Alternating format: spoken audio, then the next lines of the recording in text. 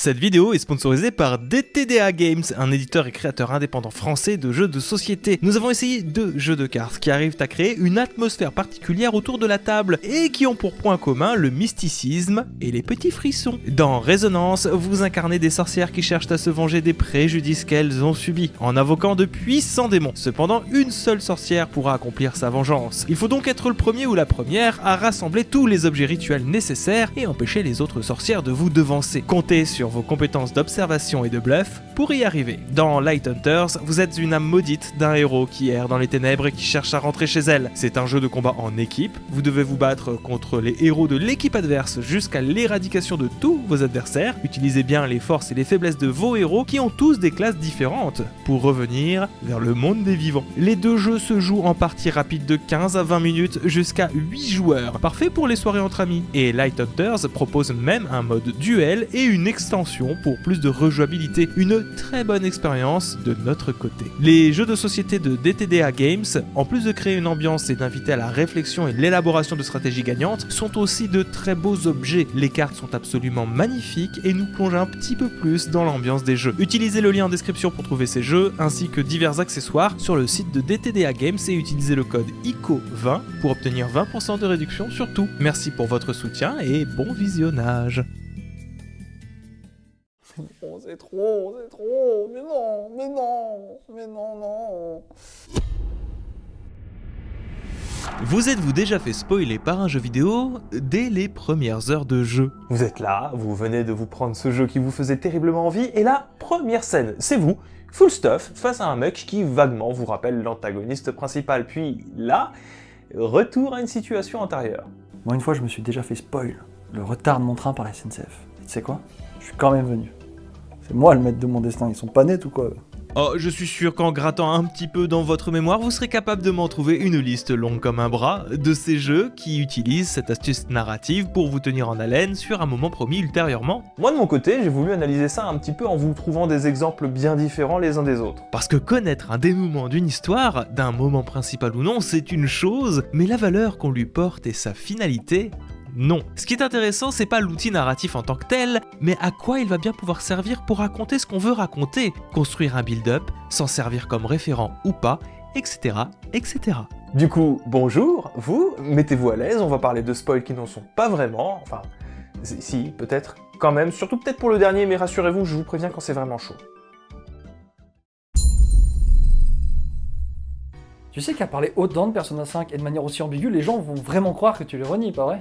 Mais non, mais pas du tout. Tu renies Persona, c'est ça?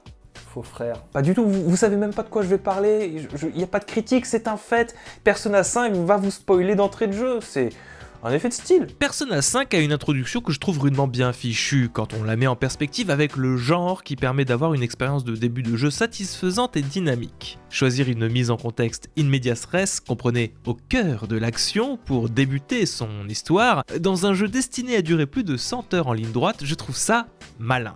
Ouais, c'est pas nouveau de faire ça parce qu'on le faisait déjà au cinéma et Prince of Persia et les Sables du Temps le faisait aussi déjà en jeu vidéo. Alors attention, j'ai pas dit que c'était original, hein. Je trouve ça juste malin pour offrir une accroche supplémentaire sur un jeu destiné à être long. Persona 5, vous connaissez l'histoire, c'est des lycéens réunis autour d'un phénomène étrange, une application singulière qui est apparue sur leur téléphone et qui leur permet d'atterrir dans le métavers. Celui de Zuckerberg.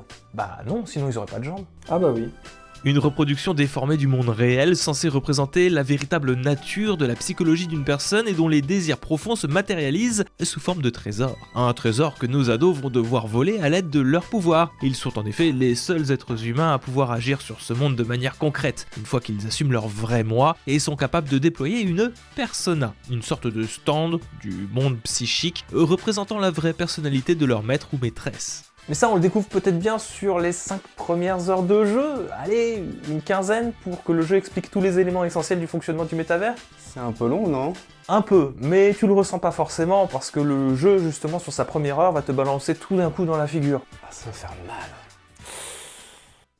On débarque ainsi directement sur un casse des voleurs fantômes, c'est le nom que s'est donné le groupe de lycéens en question, avec déjà le trésor lié au palais concerné entre vos mains. Persona 5 vous confronte ainsi dès les premières minutes de jeu à des intentions narratives et de mise en scène. Ce sera un jeu à l'esthétique très léché, une sorte d'Ocean 11 fantaisiste, avec vos camarades qui font des blagues et s'inquiètent pour vous, une musique jazzy et l'urgence de la fuite comme moteur. L'occasion également de se frotter à quelques séquences de gameplay, un petit peu de parcours sur des lustres, de l'infiltration, du combat au tour par tour, mais pas trop compliqué, parce que c'est que le début. Ce sera surtout l'occasion d'éprouver le système de combat et d'admirer le travail de fou fait sur le HUD, qui deviendra, cela dit en passant, un marqueur de reconnaissance du jeu. Quelques noms sont lâchés, Joker, votre personnage, se fait arrêter par la police, le casse est un échec. Il faut son tort pour faire ça? Mais non. Cette intro est une mise en bouche pour raconter tout ce qu'il s'est passé avant via les souvenirs de Joker. Arrêté par la police, ce dernier va subir un interrogatoire musclé avant d'être pris à partie de manière plus confidentielle par la procureure de Tokyo, Sae Nijima, un personnage clé de l'histoire. Un interrogatoire pendant lequel vous allez raconter tout ce qu'il s'est passé jusqu'à cet événement bien particulier, sans savoir qui est concerné en fait par ce vol de trésor, motivé par ma foi une envie très triviale, savoir comment on a pu en arriver là. Comment on s'est fait choper? Pourquoi on s'est fait choper? Et surtout, est-ce qu'il y aura un après? Il y aura un après? Bah, je sais pas, jouer au jeu.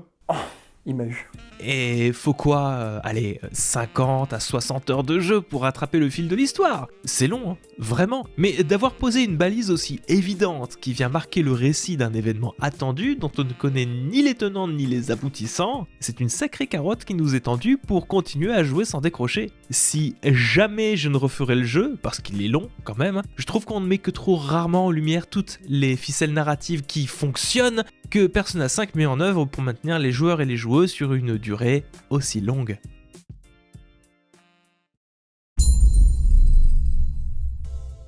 Qu'est-ce qui est mieux qu'un spoil? Pas de spoil? Non, de spoil. Oh non.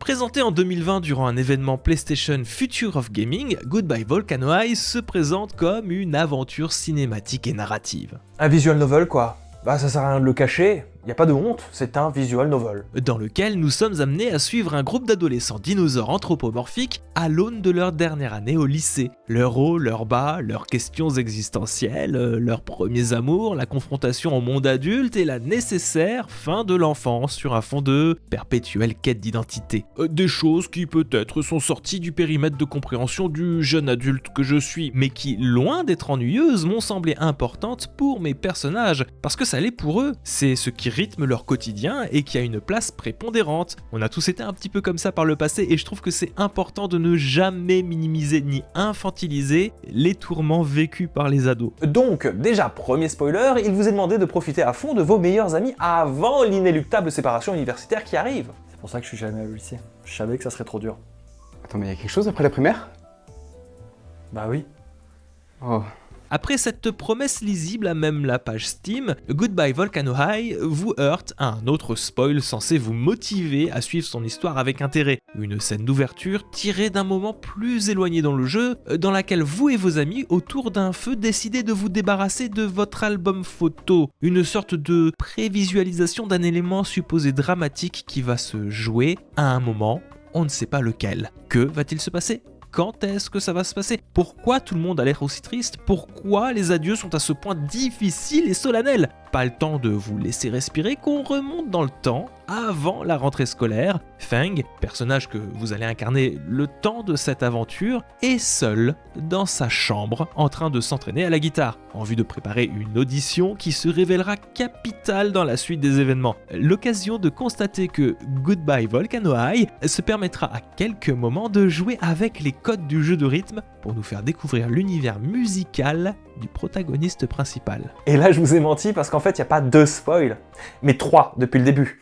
En fait, l'inéluctable fin dont parle le synopsis Steam, c'est pas seulement la fin de l'adolescence et le début de la vie adulte, c'est la fin tout court. La fin du monde. Parce que si on joue des ados dinos anthropos, c'est peut-être bien pour une bonne raison. c'est que ce sont eux qui vivront les derniers instants du cycle des dinosaures, avec, en toile de fond de tous les dramas que nos ados seront amenés à vivre, une véritable apocalypse. Un astéroïde va tomber sur la Terre. Au début, on essaye de deal un petit peu avec et on s'imagine que ça va pas vraiment arriver, mais faut pas se leurrer, les dinos sont vraiment finito. Et ça rend le jeu super malin, parce que d'une peur assez commune de tout à chacun, celle de grandir et de prendre le risque de se séparer de ceux que l'on aime, Goodbye Volcano High ajoute par cette fin du monde une notion d'urgence et de fatalité. Loin de se morfondre et de sombrer dans la paranoïa, ce qui est un parti pris d'assister à une fin douce, nos adolescents vont voir leurs questions existentielles prendre une importance toute particulière.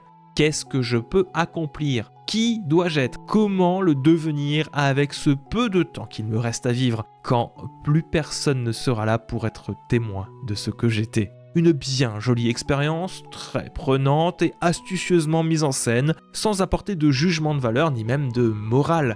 C'est à vous d'en apporter les conclusions qui conviennent, ayant l'espace d'un instant été dans la peau d'individus complètement paumés. Si vous arrivez à passer au-delà du chara-design, parce que je sais, c'est juste une histoire de goût, mais personnellement, j'ai beaucoup de mal avec le mélange poil-plume-peau et les proportions humaines. J'aurais vu quelque chose de plus stylisé, mais bon, ça n'enlève en rien la qualité du jeu. Faut qu'on aille tuer Chaos. Chaos. Sonic? Je suis passé par différents états avec Stranger of Paradise. Le premier, c'est une forme d'incompréhension totale sur l'utilité de ce jeu. Scénaristiquement, mais aussi mécaniquement. Je suis pas un énorme fan des jeux Nioh, que je trouve inutilement compliqué, pas tant dans sa difficulté pure que dans la charge cognitive induite par ses subtilités de gameplay, surtout dans le deuxième épisode. Et voir débarquer la Team Ninja s'occuper d'un jeu estampillé Final Fantasy, ça m'a guère enchanté, je préfère être honnête. J'avais peur de voir quelque chose de dur pour être dur dans un univers que j'adore. Scénaristiquement, en rajouter une couche avec la promesse d'en faire une préquelle à Final Fantasy, le tout premier en plus, mais pourquoi en fait ? Pourquoi faire ça ? Non pas que le premier Final Fantasy soit vide, mais ça reste un RPG Famicom avec son lot de limitations techniques, rendant sa narration au mieux hachée, au pire complètement lacunaire. Je me disais que, aujourd'hui, Final Fantasy brillait davantage pour son aura de légende, éventuellement pour les fondations mécaniques qu'il allait apporter, plus que pour ce qu'il avait à raconter en dur. Oui, en fait, t'es juste prétentieux. Alors, oui, il y a un peu de ça, cela dit, dans la communication du jeu, à un moment, il y a ça. Bullshit.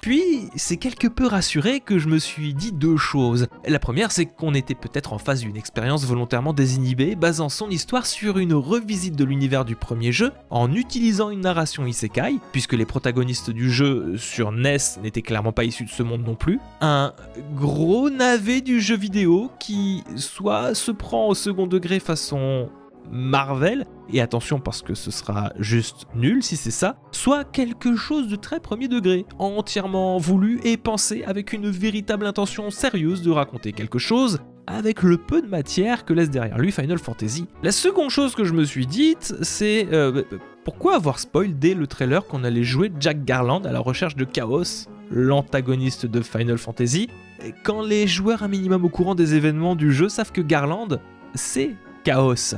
Et lors de ma première run, j'ai eu ce nanar attendu, on va dire. Comment ça le nanar? C'est toi le navet, et de toute façon t'as rien compris au jeu. C'est vrai que il y avait un peu de ça en fait. Il aura fallu que je joue enfin de manière très sérieuse au premier Final Fantasy via sa Pixel Remaster, pour comprendre qu'en fait je faisais fausse route. Ouais, moi aussi j'ai déjà fait fausse route en avant une Frestagada de travers. Force à toi. Ouais, force. La vérité, c'est que Final Fantasy, il est bien écrit, à la lumière en tout cas des limites techniques évidentes, des limites dont il se saisit astucieusement pour raconter son histoire, avec des trous placés volontairement pour laisser aux joueurs le soin de les combler avec leur imagination. Ces moments de libre interprétation, Team Ninja s'en est emparé pour, dans Stranger of Paradise, invoquer un droit à l'isekai qui est totalement raccord avec le lore original. Les guerriers de la lumière arrivent dans le monde sans qu'on ne sache d'où ils viennent et repartent sans laisser de traces. Et s'ils n'étaient pas les seuls à pouvoir faire ça, et s'il n'existait pas une sorte de méga structure qui gère les timelines possibles de cette histoire, et dont Chaos serait celui qui offre l'opportunité à ce monde de s'en libérer. C'est ultra nanar, mais ça marche. Et le spoil dans tout ça? il devient un moteur efficace. Savoir que je joue celui qui deviendra Chaos me motive à avancer dans le jeu, un petit peu comme si on m'avait donné les 3 premières pièces d'un puzzle ainsi que ses coins et que maintenant il ne me restait plus qu'à rassembler ce qui reste pour prendre un petit peu de distance. À aucun moment ça n'efface les faiblesses du jeu, comme le fait qu'il soit inutilement trop sombre au point que j'ai du mal à voir ce qu'il se passe à 10 mètres. Mais cette histoire, cette remise en perspective des enjeux plutôt malignes, couplée à une revisite très gimmick de gameplay de Team Ninja, en nettement plus accessible quand même, hein, ça m'a énormément plu. Ça rajoute de la substance à un jeu qui en manquait, avec en cerise sur le gâteau une petite dose d'autodérision involontaire mais bienvenue. Après, très honnêtement, ne prenez pas ces événements comme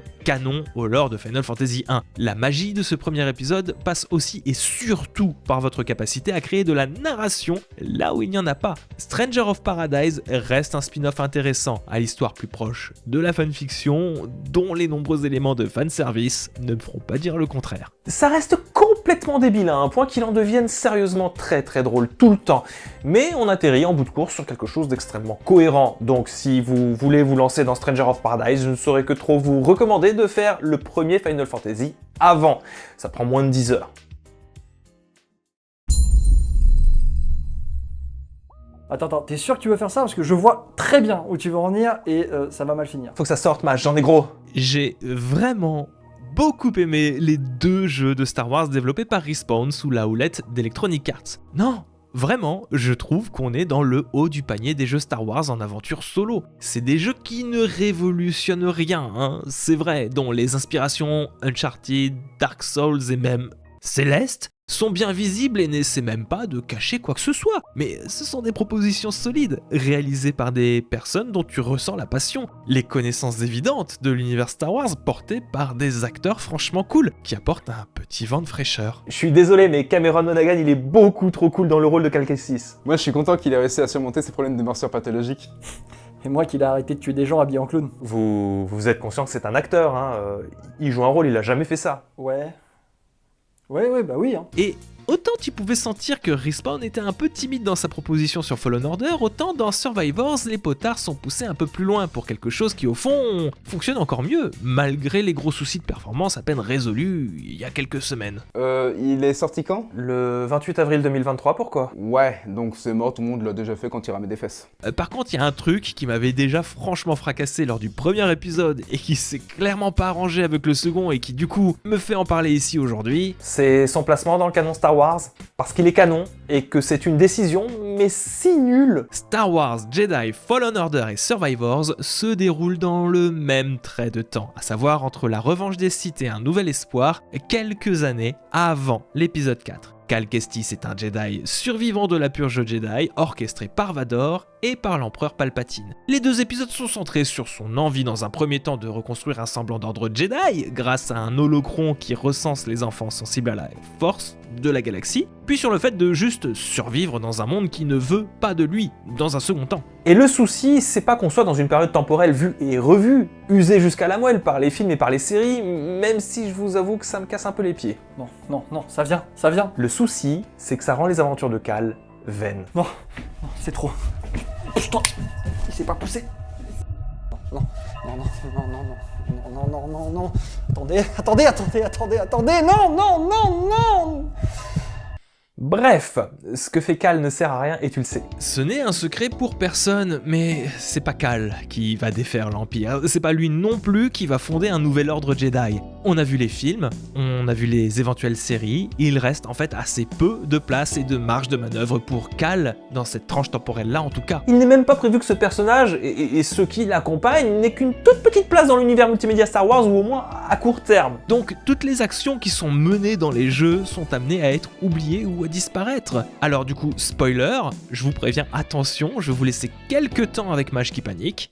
Oh, c'est trop, mais non. Dans le premier Jedi Fallen Order, on détruit l'holocron Jedi après avoir passé tout un jeu à sa recherche et combattu un Vador dont on sait sa victoire impossible, parce que c'est prévu par le scénario de Star Wars 6. Ne reste que ses amis qui, en fait, pour ne pas embêter les productions cinématographiques et sérigraphiques qui vont venir, ou qui sont déjà venus, doivent gentiment plier bagages dans Jedi Survivors. Dans déjà une ultime lutte de Cérès, votre ami et mentor, contre un Vador invincible par scénarium, histoire de ne plus faire mention de son refuge de Jedi, ni même d'elle. Puis dans la disparition hors de portée de tout événement futur pour tous les autres personnages, après la découverte d'une planète bien planquée recherchée de l'ordre Jedi de la Haute République. Voilà pourquoi Cal n'apparaîtra jamais dans les productions futures. Ah bah comme c'est pratique. Et autant l'effet inéluctable fonctionne bien sur le premier jeu, surtout quand Vador vous poursuit dans sa base secrète là, un moment bien flippant comme il faut et qui met en valeur le Sith dans tout ce qu'il a de plus redoutable, autant ça marche nettement moins bien pour Survivors, dont on sent même l'envie de se dépêtrer un petit peu du canon, en invoquant et en teasant des éléments de la Haute République. Bah du coup, pourquoi ils ont pas juste fait le jeu dans la Haute République? Bah je sais pas moi, peut-être que c'était un risque inconsidéré de ne pas faire de suite à Fallen Order. Connaître le canon de Star Wars, avoir vu les films rend la trame des jeux moins prenante, alors qu'ils sont bourrés de qualité. C'est dommage. Avec toutes les inspi Uncharted qui dégoulinent, je vous avoue que j'aurais kiffé avoir un jeu Star Wars, admettons, qui se déroule pendant la Haute République, en incarnant un Jedi, Indiana Jones de l'espace à la recherche des mystères de la galaxie, par exemple. Du deep lore de Star Wars et de la prise de risque narrative du fait de l'éloignement temporel des 9 films de base. Voilà ce qui, je pense, m'aurait nettement plus intrigué. C'est bon, ça va mieux. C'est un peu rude, mais ça va. Tout va bien se passer. D'ailleurs, tout finit toujours par bien se passer. Moi, ce que j'aime beaucoup avec cet outil narratif, et qui ne concerne que moi et quelques personnes, j'en conviens, c'est qu'il trivialise le spoil de manière générale. Il y a un peu cette peur d'être propre de toute révélation majeure d'une histoire un peu populaire. J'en veux pour preuve la nervosité palpable d'Internet à l'époque de la diffusion de Game of Thrones. C'était quand même quelque chose, hein. Et j'ai jamais été vraiment d'accord avec le fait que se faire spoiler un élément, c'était se faire gâcher la série à tout jamais. J'ai toujours trouvé ça triste qu'on résume une œuvre à un plot twist, c'est beaucoup plus que ça en fait. Ok, on maîtrise la narration en nous révélant qu'un élément parmi tout un tas d'autres révélations qui resteront des secrets bien gardés pour le jeu. Mais de la même manière que me révéler une scène importante d'entrée de jeu me motive à découvrir comment on en arrive là, perso j'ai toujours pris un spoil involontaire comme un argument pour me lancer dans un film, une série ou dans un jeu. Surtout si le plot twist, il est fou. Je suis davantage intéressé par la manière dont l'histoire avance, jusqu'à ce point gâché, que par la révélation en elle-même. Et si effectivement le spoil gâche l'histoire, c'est que peut-être que l'histoire elle était pas si folle que ça. Coucou Star Wars Jedi. Après, qu'on s'entende, hein, j'ai pas envie de faire la morale ni de lancer une vague de spoil de la part de personnes malveillantes. Hein. Je donne juste mon opinion là-dessus, en espérant que ça puisse détendre un petit peu les gens, parce que c'est vrai que c'est un sujet qui amène un petit peu les tensions sur Internet. C'est pas si grave que ça, vous savez. N'oubliez pas qu'on met le dentifrice avant les céréales, c'était Ico. Ciao.